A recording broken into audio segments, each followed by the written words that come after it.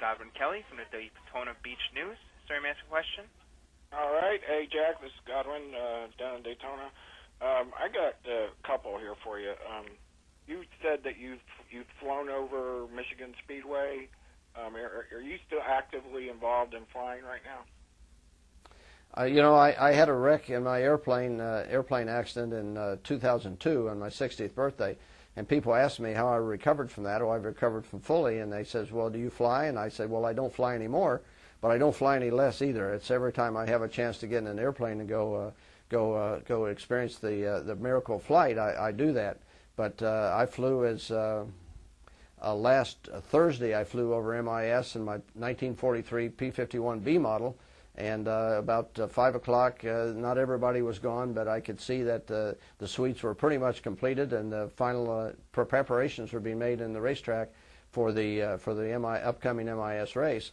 And but I fly over the racetrack. It's part of my normal tour of looking the countryside over and checking on some of my friends at some of the grass strips around. I do that once a week in the summertime. And twice a week if I'm lucky, and try to it a couple times a month, even in the wintertime. So is that sort of like you're playing golf or going bowling or whatever? I mean, is that your relaxation time? Well, I've got a detached rotator cuff on my right shoulder, and that pretty much that they don't want to do surgery on me again. I've had it fixed once before, so that pretty much took care of my bowling. I don't know if I could swing a golf club with good effect. But since I haven't done that, and at my advanced age, I'm pretty sure that I'll be worse at that than the other things I've tried to do in my life from a sports point of view. I've done a lot of fishing. My father was a fisherman. We did a lot of fishing. My avocation, my recreation is aviation, and my company is a repair station for the Rolls-Royce designed, Packard-built P-51 Merlin engine of the 40s. So we're a FAA-approved repair station for that. I work closely with the other enthusiasts. There's about 150 of the airplanes that fly in air shows and things, and I work supporting that group, and I enjoy being a pilot and a test pilot. A lot of the times I flew over Lake Norman last evening here out of Concord, and it was a test flight for my P-51. It was off to an air show with somebody else flying it in Reading, Pennsylvania on the weekend, and there was a reported radio problem, and I had to go out and check all my radios out and make sure that I didn't have some avionics issue that needed to be addressed. So it gave me my excuse to go flying at sunrise over Lake Norman. It was wonderful. At sunset over Lake Norman, it was wonderful. Now, turning the corner really fast here, when you guys get to Daytona for the Coke Zero 400, it's going to be the last race on the old racing surface, and you have a sentimental bone in your body about stuff like this, because you've won a lot of races at Daytona on that pavement. Well, we haven't won as many as we'd like to. In NASCAR, I've won only 3 times down there. Once at the 500 and two at the Coke 400 mile in July. But I did win 14 times in road race cars. And so I've enjoyed the racetrack, both the road racetrack as well as the high banks. The thing that I get from my drivers, which I've never driven a car at Daytona at speed, but the thing I get from the drivers is they like the racetrack when it doesn't have a lot of grip. They like it when you get down in the corner and you have to fight traction on the car and tire adhesion and it does some slipping and sliding, because it gives them a chance to better themselves in relation to everybody else. If the racetrack's got a lot of grip, if the tire's got a lot of grip, then you can be off on your setup. You can be braver than Dick Tracy, and there's not as much to separate you from the entire field. So I think that most people don't look forward to the new surface. They would rather have an old surface to race on. But it's certainly no fun to have the surface deteriorate as it did in February, when we had to stop the race and patch part of it, and had maybe the result of some of the cars even impacted by having a problem, either running through the bumps with their suspension or having the asphalt come up and actually do damage to the car from an aerodynamics point of view.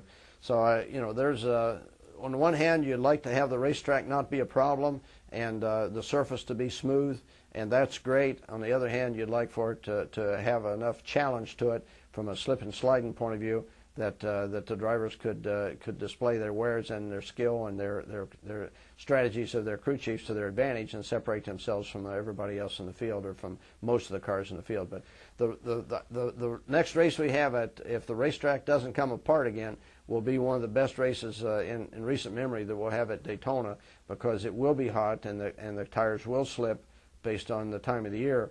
And as we go to a new surface, it'll be smoother. There'll be great apprehension on Goodyear's part of what the track's going to require for tires and what it'll put up with, and there'll be a concern that the drivers have that the cars, even when they miss a setup a little bit, will still be able to be right there with them on their quarter or and be hard to pass. I've got just two more quick ones. First of all, would you like to have a piece of the old surface? That would be interesting. Yeah, a piece of the old surface would be good. If somebody would cube it up and put it in a piece of plastic for me, I'd find a place for it on my wall of treasures. That'd be interesting. I don't know that I would enjoy it, or that would have as much interest as it would for brick out of the original Indy 500 track, which I didn't get that. But yeah, a piece of asphalt off the Daytona Speedway would be good. Okay, I'll relay that to the people at Daytona. And then the other question is, when you guys get back here in February, it's basically a new track. Yeah, it's going to be a new track. I don't know what Goodyear's plan is for tires. I'd be surprised if they don't bring a harder tire that's got a different construction. So my guess is, I feel rather certain that we'll have an opportunity to test at Daytona, and it may be before or after they made the tire choice. It may be in advance of even knowing what tire it's going to be, but there's certainly question marks that you normally don't have, at least in a year like this, when there has been very little change in the car for the last several years. But I guess, come to think of it, we're going to have our first run at the car with a spoiler at Daytona, so that's also going to make that a little different. I think most people like the spoiler over the wing, for some of the characteristics of the car, as well as the fact that the car looks more conventional, more traditional. Thank you, Jack, and thank you, NASCAR referee. Okay, I appreciate that. Our next question comes from Claire Lang from Sirius NASCAR Radio. May I ask your question? Thanks, Jack. You know, I've been sort of impressed, Jack, with Carl Edwards, because I know how aggressive and competitive he is, and yet he seems, on behalf of the whole team, not to have gone crazy over this whole thing of performance. And I think for a driver, especially a young guy, that's really hard. I wonder if that's a seed that you sowed in him, or if you've noticed that. But, you know, through the not winning and whatnot, he seems to be the one kind of holding everyone from getting too frustrated. Well, I think everybody is doing a pretty nice job not getting frustrated. Carl has obviously matured in the last 4 or 5 years that he's been with our program. 4 years, I guess it's been. He's gone from being brash and if not ruthless, certainly over enthusiastic, you know, in his some of his actions on the track. And he's matured into being a card-carrying senior guy now. And you know, anybody that stays in this business very long, you know, understands that you can't be in the top all the time. You know, what you do is you have a problem. If you anticipate a problem, you fix it before it becomes serious. If you don't anticipate it, when it comes up, you fix it. And you have to have confidence in the people that you're with and with the organizations that support you, that you're doing the right thing. And I think he does that. You know, Matt has certainly been a good soldier. Greg Biffle has done a nice job. David Reagan has done a nice job, and Carl all have done a nice job. But they look forward to winning races and look forward to maintaining their position or getting David in the chase, as the case might be.